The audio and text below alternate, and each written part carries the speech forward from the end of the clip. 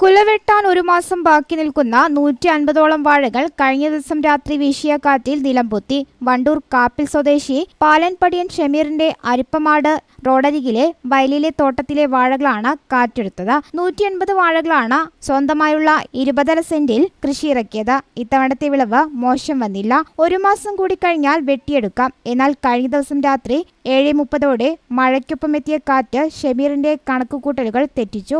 മൂപ്പെത്താത്തതിനാൽ വാഴക്കുലകൾ ഉപ്പേരിക്ക് പോലും പറ്റാത്ത അവസ്ഥയാണുള്ളത്.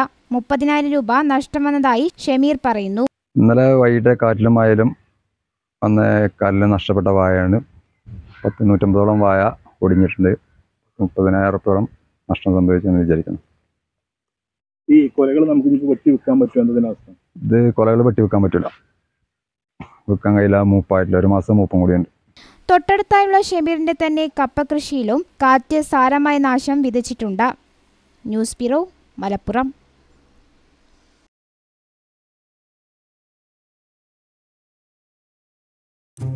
അച്ഛാ, പതിവില്ലാതെ എന്തൊക്കെയോ എഴുത്തും കുത്തുണ്ടല്ലോ, എന്താ കാര്യം?